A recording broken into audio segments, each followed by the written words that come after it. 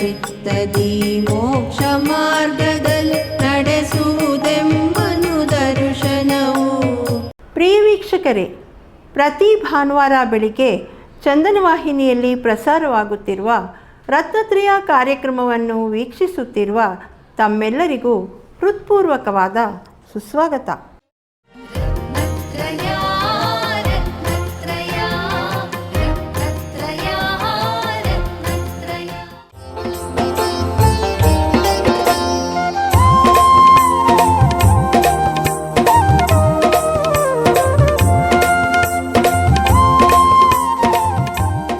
ಕಾರ್ಯಕ್ರಮದ ಅಧ್ಯಕ್ಷೀಯ ಶುಭ ನುಡಿಗಳನ್ನು ನಮ್ಮೊಟ್ಟಿಗೆ ಹಂಚಿಕೊಳ್ಳಬೇಕಾಗಿ ನಾಡೋಜ ಡಾಕ್ಟರ್ ಹಂಪ ನಾಗರಾಜಯ್ಯನವರಲ್ಲಿ ವಿನಂತಿಸ್ತಾ ಇದ್ದೇನೆ. ಶ್ರುತಜ್ಞಾನವೇ ಮೈವೆತ್ತ ರೀತಿಯಲ್ಲಿ ಇಲ್ಲಿ ವಿರಾಜಮಾನರಾಗಿರ್ತಕ್ಕಂತಹ ಯುಗಳ ಮುನಿಗಳು ಅವರ ಶ್ರೀಚರಣಗಳಿಗೆ ನಾನು ಪಡುಮಟ್ಟು ಎಂಥ ಚರಿತ್ರಾರ್ಹವಾದ ಕಾರ್ಯಕ್ರಮದಲ್ಲಿ ನಾವು ಇವತ್ತು ಭಾಗವಹಿಸಿದ್ದೆ ಅನ್ನೋದನ್ನು ತಾವು ಸ್ವಲ್ಪ ಯೋಚನೆ ಮಾಡಬೇಕು.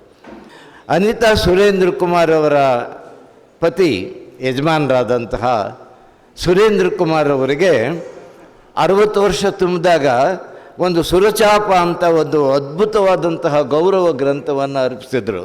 ಅದು ಎಲ್ಲಿ ಅರ್ಪಿತವಾಯಿತು ಅಂದರೆ ಇದೇ ಸಭಾಂಗಣದಲ್ಲಿ ನಡೆಯಿತು. ಯಾವ ಸಭಾಂಗಣದಲ್ಲಿ ತನ್ನ ಪತಿಗೆ ಒಂದು ಅದ್ಭುತವಾದಂತಹ ನೆನಪಿನ ಸ್ಮರಣೀಯವಾದಂತಹ ಸುರಚಾಪ ಅಂದರೆ ರೈನ್ಬೋ, ಕಾಮನಬಿಲ್ಲು, ಅಂತಹ ಕಾಮನಬಿಲ್ಲು ಹೆಸರಿನ ಗ್ರಂಥವನ್ನು ಅನೇಕ ವರ್ಷಗಳ ಹಿಂದೆ ಈ ಸಮಾರಂಭ ಇಲ್ಲಿ ನಡೆಯಿತು. ಅದರಲ್ಲಿ ನಾನು ಭಾಗವಹಿಸಿದ್ದೆ, ಅದರ ಸಂಪಾದಕನೂ ಆಗಿದ್ದೆ. ಅದೆಲ್ಲ ನಾನು ಸ್ಮರಣೆಗೆ ಬರುತ್ತೆ. ನಮ್ಮ ಜಿನಭಜನೆಯ ರಾಷ್ಟ್ರೀಯ ಸಮ್ಮೇಳನ ಇತ್ತು. ಅದು ಆ ಸಮ್ಮೇಳನ ಸಂದರ್ಭದಲ್ಲಿ ತಮ್ಮ ನೋವನ್ನು, ದೈಹಿಕ ಬಾಧೆಯನ್ನು ಮರೆತು ಸಮಾಜದ ಕೆಲಸ ದೊಡ್ಡದು ಮತ್ತು ಜಿನಭಜನೆಗಳನ್ನು ಮತ್ತೆ ಚಾಲನೆ, ಪುನರುಜ್ಜೀವನ, ರಿಸರೆಕ್ಷನ್ ಮಾಡುವ ದಿಕ್ಕಿನಲ್ಲಿ ಅವರು ಕೊಡ್ತಾ ಇರ್ತಕ್ಕಂಥ ಕೊಡುಗೆ ಏನಿದೆ ಅದು ದೀರ್ಘಕಾಲಿಕ ಪರಿಣಾಮವನ್ನು ಉಂಟು ಮಾಡ್ತಕ್ಕಂಥದ್ದು. ಆದರ್ಶ ಜೈನ ಮಹಿಳಾ ರತ್ನ, ಅದರಲ್ಲಿ 4 ಶಬ್ದ ಇದೆ. ಒಂದು ರತ್ನ, ಒಂದು ಮಹಿಳಾ, ಒಂದು ಆದರ್ಶ, ಒಂದು ಜೈನ. ಒಂದೊಂದು ಪ್ರಮುಖವಾದದ್ದು. ಆದರ್ಶ ಅನ್ನೋದೇ ಆದರ್ಶ ಡಿಕ್ಷನರಿಲಿ ನೋಡ್ಕೊಳ್ಳೋದಷ್ಟೇ, ಪ್ರಾಕ್ಟಿಕಲಾಗಿ ಸಿಗೋದು ಕಷ್ಟ ಇದೆ. ಆದರೆ ಇವರು ಈ ಕುಟುಂಬದಲ್ಲಿ ಒಂದು ಕುಟುಂಬ ಬಹಳ ದೀರ್ಘಕಾಲ ಮದುವೆಯಾಗಿ ದಂಪತಿಗಳು ಒಟ್ಟಿಗೆ ಬರೋದು ಎಷ್ಟು ಕಷ್ಟ ಆಗಿದೆ, ಕೇಸುಗಳು ಎಲ್ಲೋ ಹೋಗ್ತವೆ ಅನ್ನೋದು ನಮಗೆಲ್ಲಗೂ, ಅದನ್ನು ನಾನು ವಿಸ್ತರಿಸಿ ಹೇಳೋ ಅಗತ್ಯ ಇಲ್ಲ. ಅಂಥ ಕಾಲದಲ್ಲಿ ನಾವು ಹೇಗೆ ಸತಿಪತಿಗಳು ಒಂದಾಗಿ ಕುಟುಂಬದ ಸೌಷ್ಠವವನ್ನು, ಆನಂದವನ್ನು, ಸಂತೋಷವನ್ನು ನಾವು ಕಾಪಾಡಬೇಕು ಅನ್ನೋದಂದರೆ ಇಂಥ ದಂಪತಿಗಳು ನೋಡಿ ನಾವು ಕಲ್ತ್ಕೊಳ್ಬೇಕಾದ್ದು. ಅದೂ ಒಂದು ಆದರ್ಶ. ಅದರಿಂದ ನಾನಾ ಆದರ್ಶಗಳು. ಅದರ ಜೊತೆಗೆ ದಾಂಪತ್ಯದಲ್ಲಿದ್ದು ನಾವು ಹೇಗೆ ಬೇರೆ ರೀತಿಯಲ್ಲಿ ಸಮಯವನ್ನು ವಿನಿಯೋಗಿಸ್ಬೋದು, ನಮಗೆ ಸಿಕ್ಕ ಬಿಡುವನ್ನು, ವಿರಾಮವನ್ನು, ಲೀಜರ್ನ ಯಾವುದಕ್ಕೆ ಡೆಡಿಕೇಟ್ ಮಾಡ್ಬೋದು ಅಂತಂದರೆ ಅವರು ತಾವು ಹುಟ್ಟಿ ಬೆಳೆದಂಥ ಜೈನ ಸಮಾಜದ ಒಂದು ಪ್ರಮುಖವಾದ ಘಟ್ಟ, ಒಂದು ಭಾಗ, ಅದಕ್ಕೆ ಅಂದರೆ ಜಿನಭಜನೆಗೆ ಅದನ್ನು ಸಪ್ರಾಣಿಸಿ ಜೀವ ತುಂಬಿ ಹೀಗೆ ಹಾಡಬೇಕು, ಇದರಲ್ಲಿ ಆನಂದ ಕಾಣ್ಬೋದು ಅಂತ ಅನ್ನೋದನ್ನು ತೋರುವ ಕೆಲಸದಲ್ಲಿ ಒಂದು ಮಾದರಿಯನ್ನು ಸೃಷ್ಟಿಸಿ ಆದರ್ಶ ಜೈನ ಮಹಿಳೆಯಾಗಿರ್ತಕ್ಕಂತಹ ಅನಿತಾ ಅವರಿಗೆ ಇವತ್ತು ಆದರ್ಶ ಜೈನ ಮಹಿಳಾ ರತ್ನ ಎನ್ನುವ ಪ್ರಶಸ್ತಿ. ಅದರಲ್ಲಿ ಎಲ್ಲ ರೀತಿಯಲ್ಲೂ ಸಮುಚಿತವಾದ, ಯೋಗ್ಯವಾದ ಒಂದು ಕೆಲವು ಅನ್ವಯ ಇದೆಯಲ್ಲ, ಅದಕ್ಕೆ ಅವರಿಗೆ ಅನ್ವಯಿಸಿರುವ ರೀತಿ ಕೂಡ ಇದು ಬಹಳ ಮಹತ್ವದ್ದು. ಇದೊಂದು ಚರಿತ್ರಾರ್ಹವಾದ, ಐತಿಹಾಸಿಕ ಮಹತ್ವದ ಕಾರ್ಯಕ್ರಮ. ಅದರ ಹಿನ್ನೆಲೆ ಏನು ಅನ್ನೋದನ್ನು ತಾವು ಮನೆಗೆ ಹೋಗ್ತಾ ಪರಿಭಾವಿಸಿದರೆ, ಮತ್ತೆ ಮನನ ಮಾಡಿದರೆ ಇದರ ಔಚಿತ್ಯದ ನಾನಾ ತರಂಗಗಳನ್ನು ನೀವು ತಿಳ್ಕೊಳ್ಳೋಕ್ಕೆ ಸಾಧ್ಯವಾಗ್ತದೆ. ನಮಸ್ಕಾರ.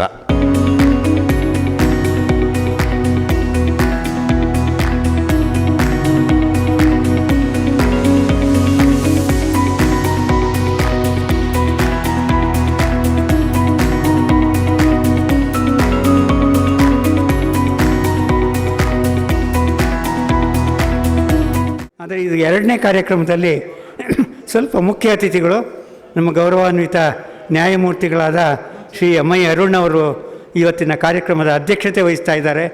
ಹಾಗೂ ಆದರಣೀಯ ಧರ್ಮಸ್ಥಳ ಸುರೇಂದ್ರ ಕುಮಾರ್ ಅವರು ಸಂಘಟನಾ ಸಾರ್ವಭೌಮ ಅಂತ ಅವರ ಪ್ರಶಸ್ತಿಯನ್ನು ಪಡೆದಿರುವಂಥವರು.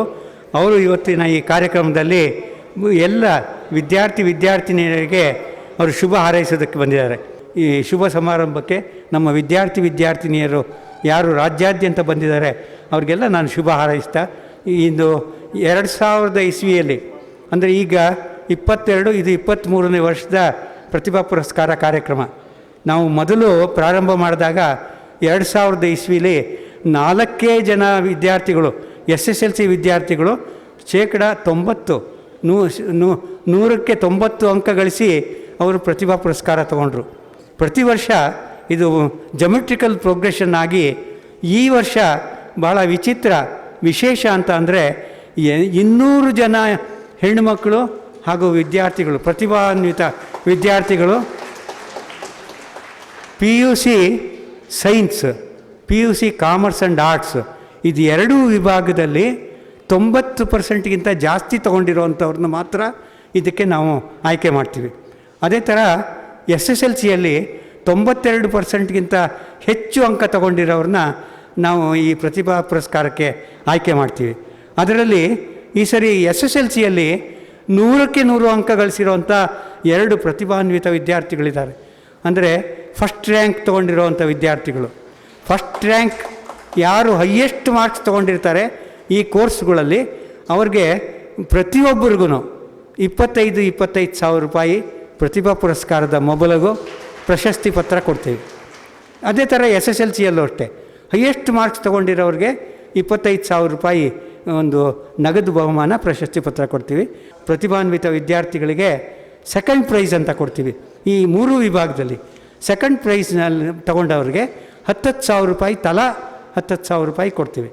ಇದಲ್ಲದೆ ಇಷ್ಟೆಲ್ಲ ತಾವು ಶ್ರದ್ಧೆಯಿಂದ ನಮ್ಮ ವಿದ್ಯಾರ್ಥಿಗಳಿಗೆ ನಾನು ಅಭಿನಂದಿಸಬೇಕು, ಅವ್ರಿಗೆ ಶುಭ ಹಾರೈಸಬೇಕು.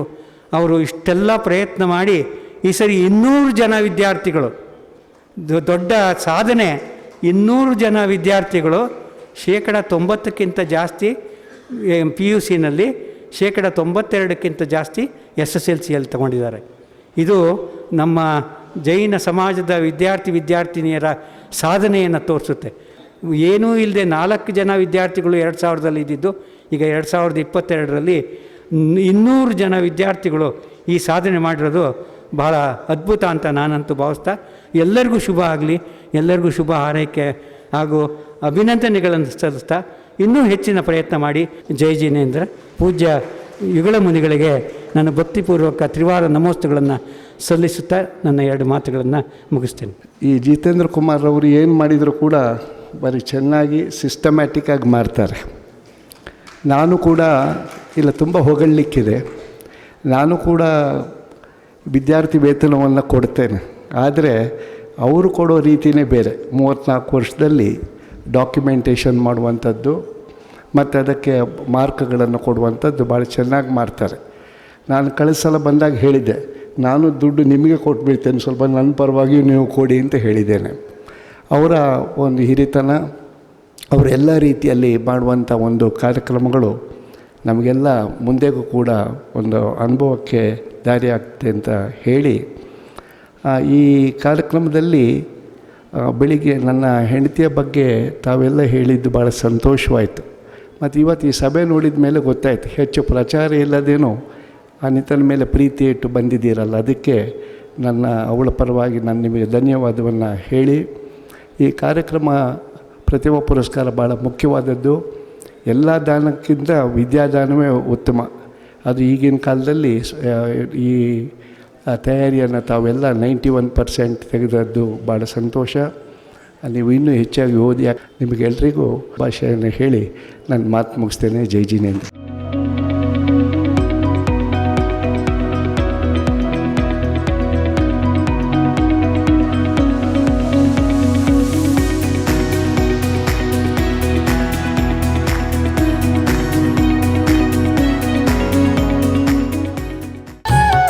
ರತ್ನತ್ರಯ ವೀಕ್ಷಕರಿಗೆಲ್ಲ ನಮ್ಮ ವಂದನೆಗಳು. ಪೂಜ್ಯರ ಮಂಗಲ ಪ್ರವಚನದ ನಂತರ ನಾವು ವಿದ್ಯಾರ್ಥಿಗಳಿಗೆ ಪ್ರತಿಭಾ ಪುರಸ್ಕಾರವನ್ನು ವಿತರಣೆ ಮಾಡೋಣ. कर्नाटक की संस्कृति की ओर दृष्टिपात करते हैं प्राचीन संस्कृति की ओर देखते हैं तो इस कर्नाटक की प्राचीन संस्कृति को अगर गौरवान्वित किया है तो वह एक महिलाओं ने किया है, क्योंकि चाहे वो कार्ला देवी हो, चाहे वो दान चिंतामणि अतिमव्य हो, चाहे वो अब्बक्का महिला रानी हो, चाहे शांतला पट्ट महादेवी हो, ऐसी अनेक महिलाओं ने इस कर्नाटक की संस्कृति को गौरवान्वित किया। और आज उसी श्रृंखला में जो आदर्श महिला रत्न पुरस्कार की प्रथम भागीदार हमारी अनीता सुरेंद्र कुमार जी हेगड़े, इन्होंने पुरस्कार प्राप्त किया। वास्तव में वह उसके योग्य है, वह उसके वह पात्र है, क्योंकि आदर्श व्यक्तित्व बनने के लिए, आदर्शता को प्राप्त करने के लिए, प्रतिभा को अपनी उजागर करने के लिए जीवन में श्रद्धाशील होना परम आवश्यकता है। जो व्यक्ति श्रद्धाशील नहीं होगा, जिसे धर्म, देव शास्त्र, गुरु और आगम के ऊपर श्रद्धा नहीं होती, वह व्यक्ति कभी भी अपने जीवन का विकास नहीं कर सकता। जिन बच्चों को आज प्रतिभा पुरस्कार मिलने वाले हैं, वे बच्चे भी कहीं ना कहीं अपने जीवन में अपने स्टडी के प्रति, अपने अभ्यास के प्रति, अपने शिक्षा के प्रति समर्पित रहे हैं, श्रद्धावान रहे हैं। इसलिए उन्होंने आज बहुत अच्छे रैंक प्राप्त किए हैं और वे पुरस्कार के योग्य बने हैं। जिस व्यक्ति के ऊपर ना आत्मविश्वास होता है, ना सेल्फ कॉन्फिडेंस है, ना उसे धर्म के प्रति श्रद्धा है, ना गुरुओं के प्रति श्रद्धा है, वह व्यक्ति अपने जीवन में कभी आदर्श प्राप्त नहीं कर सकता। वह व्यक्ति कभी अपने जीवन में किसी के लिए आदर्श नहीं बन सकता। आदर्शवान व्यक्ति बनने के लिए, आदर्श पुरस्कार को प्राप्त करने के लिए जीवन में प्रथम सीढ़ी श्रद्धाशील होना चाहिए, विश्वसनीय होना चाहिए। चाहे वो स्वयं का विश्वास हो, चाहे वो दूसरे लोगों का पर विश्वास है। जो व्यक्ति शंकाशील होगा, दूसरे जो आदर्श को प्राप्त करना चाह रहे हैं, वह व्यक्ति कार्यशील होना चाहिए, अपने आदर्श को प्राप्त नहीं कर सकता। अनीता अम्मा ने इतने बड़े राजघराने में, वंश में, परंपरा में जन्म लेकर जो एक कार्य की बागडोर संभाली, समाज, संस्कृति और साहित्य की रक्षा युवाओं से हो सकती है। इसलिए युवाओं के लिए कर्नाटक कल्चर से परिचय हो, इसलिए संगीत के माध्यम से साहित्य तक पहुंचने का कार्य, एक बहुत ही महत्वपूर्ण कार्य इन्होंने अपने जीवन में किया। और उस कार्य के बदौलत आज वे आदर्श पुरस्कार के योग्य बनी। जिस बच्चों के लिए अगर अपने जीवन में किसी ओहदे पर प्राप्त करना है, चाहे आपको सीए बनना हो, डॉक्टर बनना हो, इंजीनियर बनना हो, अपना कैरियर ऊंचा करना हो, उनके लिए भी उद्यम करना होगा, उनके लिए भी कार्य करना होगा। अगर आपकी कार्य करने की क्षमता अच्छी है तो आप प्रतिभावान बन सकते हैं, इस पुरस्कार के योग्य बन सकते हैं। और अभी तो मात्र रैंकिंग का पुरस्कार प्राप्त किया, आगे जाके महान वैज्ञानिक बन सकते हो, एक आदर्श नागरिक बन सकते हो, एक अच्छे समाज के सेवक बन सकते हो। सबको संभाल लेकर समाज को एक करके जो कार्य करने की प्रणाली होती है, वह कार्य करने की शैली व्यक्ति को आदर्श बनाता है। जो व्यक्ति सहनशील होगा, जो अनेक प्रकार के कष्टों को सहन करेगा, वही दुनिया का एक अच्छा व्यक्तित्व बन सकता है। जो व्यक्ति समाज में रहते हुए पॉजिटिव थिंकिंग लेके चलता है, वही व्यक्ति अपने जीवन में एक आदर्श को प्रस्तुत करता है, वह आदर्शवान होता है।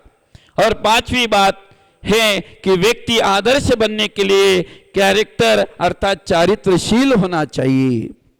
जिस व्यक्ति का कैरेक्टर अच्छा नहीं है, जो व्यक्ति शील और सदाचार से अच्छा नहीं है, वह दुनिया के लिए कभी आदर्श नहीं बन सकता है।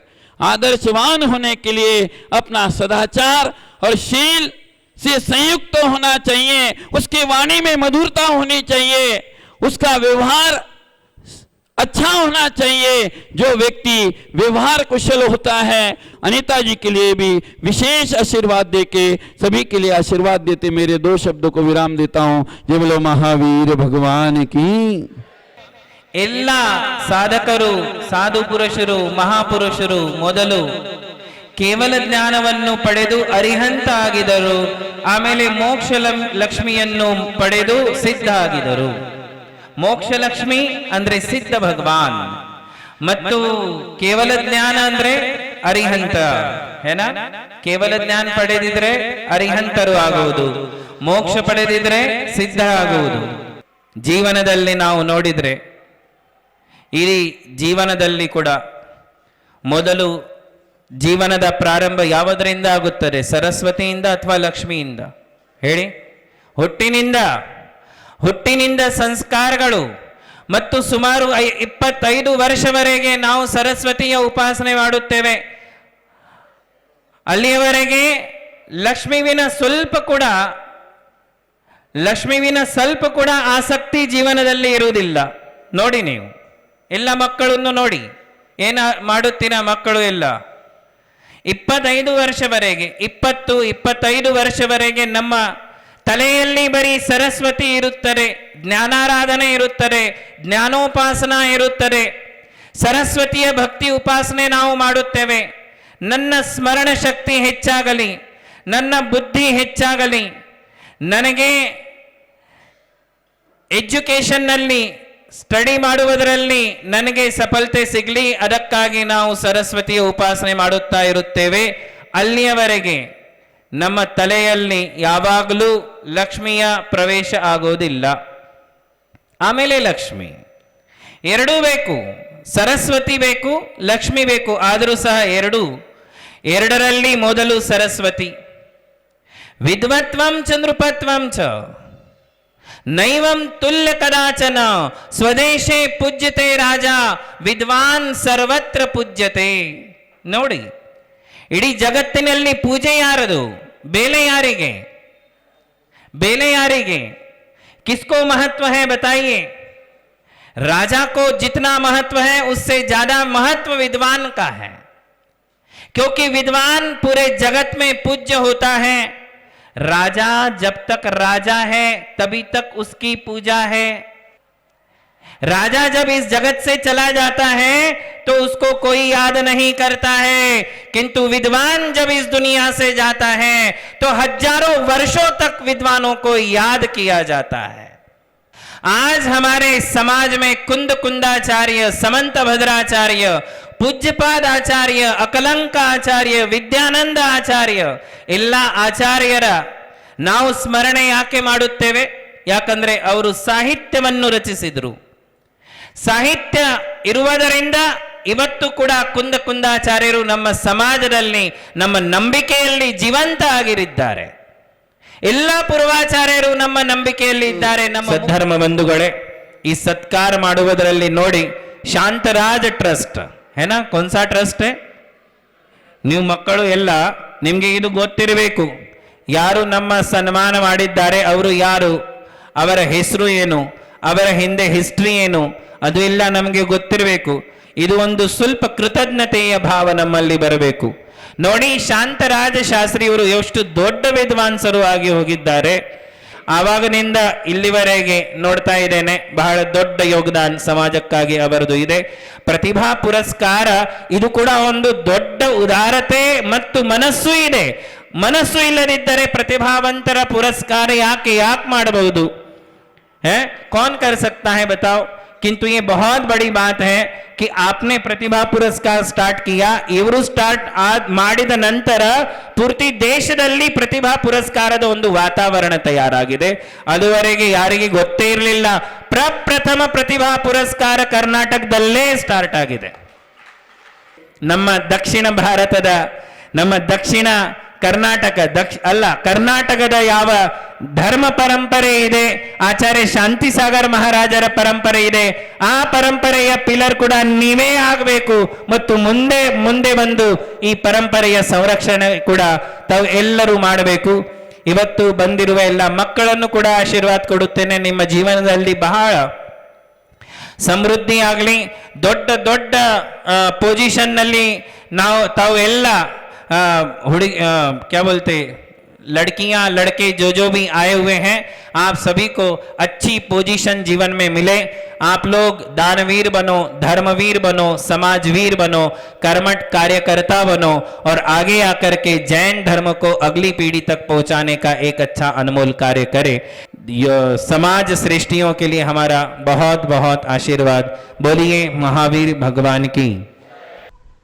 SSLC ಮತ್ತು PUC ಪರೀಕ್ಷೆಗಳಲ್ಲಿ ಪ್ರತಿಶತ 90ಕ್ಕಿಂತಲೂ ಹೆಚ್ಚು ಅಂಕ ಗಳಿಸಿದ ಸುಮಾರು 200 ಜೈನ ವಿದ್ಯಾರ್ಥಿನಿಯರಿಗೆ ಪ್ರತಿಭಾ ಪುರಸ್ಕಾರ ಮತ್ತು ಪ್ರಶಸ್ತಿ ಪತ್ರ ನೀಡಲಾಯಿತು.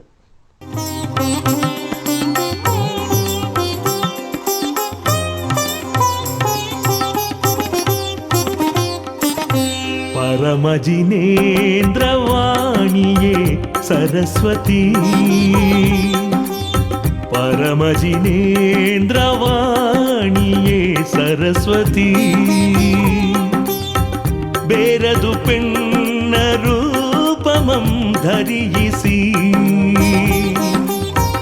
निंदुदल्तेंब विश्वकवि पंपनी ಧ್ಯೇಯ ವಾಕ್ಯವ ಪಠಿಸಿ ಜಿನವಾಣಿ ಜನವಾಣಿಯಾಗಿ ಜಸವಡೆಯಿತಿಂದು ಪರಮಜಿನೇಂದ್ರವಾಣಿಯೇ ಸರಸ್ವತಿ.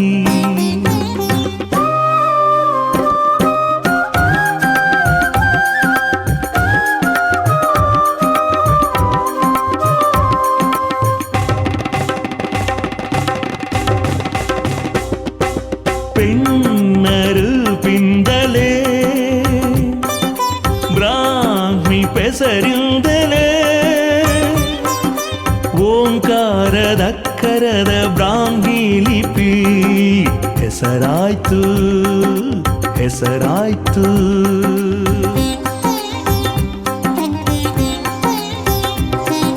ಸುಂದರಿಗೂ ಲಭಿಸಿತ್ತು ಗಣಿತ ಶಾಸ್ತ್ರ ವಿಶಾರದೆಯೆಂದು. ಶಾಶ್ವತದ ಬಳುವಳಿಗೆ ಭಾಗಿಗಳು ಅವರಲ್ಲವೇ, ಅವಸರ್ಪಿಣಿಯ ಪ್ರಥಮ ಪದವೀಧರೆಯರು ಇವರಲ್ಲವೇ.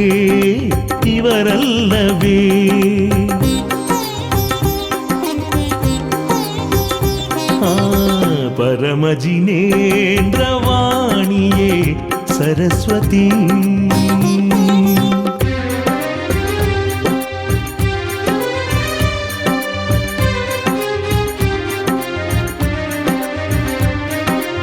ಆದಿದೇವನ ಹಡೆದ ಮರುದೇವಿ ಇಂದ್ರವಂದ್ಯೆ, ಪುಣ್ಯಗರ್ಭೆಯು ಆಕೆ ಸಮ್ಯಕ್ತ್ವ ಕೌಮುದಿಯು ದೇವಮಾನ್ಯೆ.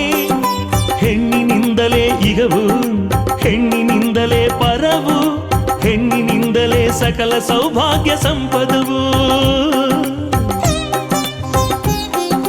ಹೆಣ್ಣು ಬಾಳಿನ ಕಣ್ಣು, ಹೆಣ್ಣು ಬಾಳಿನ ಬೆಳಕು, ಜ್ಞಾನ ಸಂಜೀವಿನಿ. ಸಮಾರಂಭಕ್ಕೆ ಮುಖ್ಯ ಅತಿಥಿಗಳಾಗಿ ಆಗಮಿಸಿದ್ದ ನ್ಯಾಯಮೂರ್ತಿ ಶ್ರೀ MG ಅರುಣ್ ಅವರು ಅಧ್ಯಕ್ಷೀಯ ಭಾಷಣ ಮಾಡಿ ಸಲಹೆಗಳನ್ನು ನೀಡಿದರು.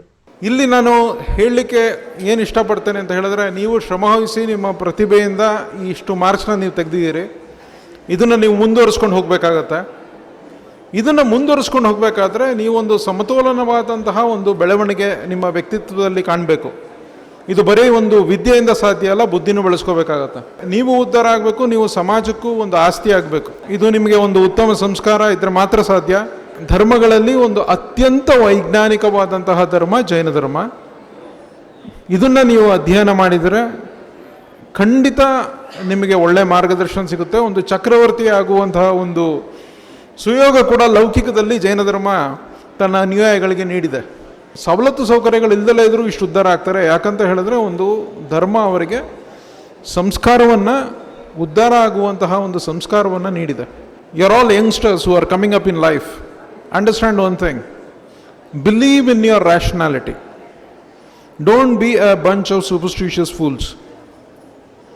ಯಾರೇನೇ ಹೇಳ್ಬೋದು, ನಿಮ್ಮ ಬುದ್ಧಿಮತ್ತೆಯನ್ನು ಉಪಯೋಗಿಸಿ ಇದು ಸರಿನೋ ತಪ್ಪೋ ಅದನ್ನು ಅರಿತುಕೊಂಡು ಜೀವನ ಸಾಗಿಸಿ. ಸಮಾಜದ ಉದ್ಧಾರದ ಮೇಲೂ ಡಿಪೆಂಡ್ ಆಗುತ್ತೆ. ನೀವು ಯಾವಾಗಲೂ ಸಮಾಜಕ್ಕೆ ಕಾಂಟ್ರಿಬ್ಯೂಟ್ ಮಾಡಬೇಕು. ಇದನ್ನು ಅರ್ಥ ಮಾಡ್ಕೊಳ್ಳಿ. ನಿಮ್ಮ ಬೆಳವಣಿಗೆನಲ್ಲಿ ನಿಮ್ಮ ಎಮೋಷನ್ಸ್ನ ನಿಮ್ಮ ಕೈನಲ್ಲಿ ಇಟ್ಕೊಳ್ಳಿ. Don't be a slave of your emotions. That's very important. You need to moderate your emotions. Never have extreme emotions in your life. You should moderate it. Your thought, speech and action should always be based on knowledge and not emotions. ನೀವು ಯಾವುದೇ ವ್ಯಕ್ತಿ ತಗೊಳ್ಳಿ, ಅವನು ಬುದ್ಧಿಯಿಂದ ಒಂದು ಕೆಲಸ ಮಾಡಿದಾಗ ಅವನು ತಪ್ಪು ಮಾಡೋದಿಲ್ಲ. ಆದರೆ ಎಮೋಷನ್ಗೆ ತುತ್ತಾಗಿ ಕೆಲಸ ಮಾಡಿದಾಗ ತಪ್ಪು ಮಾಡ್ತಾನೆ. ನಾನು ನ್ಯಾಯಾಧೀಶನಾಗಿ ನಾನು ಏನು ಕೇಸ್ಗಳನ್ನ ನೋಡ್ತೇನೆ, ತಪ್ಪುಗಳು ಎಲ್ಲಿ ನಡೀತದೆ, ಒಂದು ಕ್ರೈಮ್ ಇರ್ಬೋದು, ಒಂದು ತಪ್ಪು ಇರ್ಬೋದು, ಒಬ್ಬ ಎಲ್ಲಿ ಮೋಸ ಹೋಗ್ತಾನೆ ನಾವು ನೋಡಿದಾಗ ನಮಗೆ ಗೊತ್ತಾಗೋದೇನು, ಒಂದು ಆ್ಯಂಗರ್, ಇನ್ನೊಂದು ಗ್ರೀಡ್, ಮತ್ತೊಂದು ಫಿಯರ್. ನೀವು ಇದನ್ನು ಹೊರಗಡೆ ಬನ್ನಿ. Live in the moment, be correct in the moment. ಕೂತ್ಕೋಬೇಕಾದ್ರೆ ನೇರವಾಗಿ ಕೂತ್ಕೊಳ್ಳಿ. ಮಾಡೋ ಕೆಲಸನ ಆ ನಿಮಿಷದಲ್ಲಿ ಕರೆಕ್ಟಾಗಿ ಮಾಡಿ. ಈ ಕ್ಷಣವನ್ನು ನೀವು ಸರಿಯಾಗಿದ್ದರೆ, ಈ ಕ್ಷಣದಲ್ಲಿ ನೀವು ಸರಿಯಾಗಿದ್ದರೆ ಆ ಕ್ಷಣನೇ ನಿಮ್ಮ ಮುಂದಿನ ಕ್ಷಣನ ಸುಮಧುರವಾಗಿ ಮಾಡುತ್ತೆ. ಜೈ ಜಿನೇಂದ್ರ. ನಮಸ್ತೆ.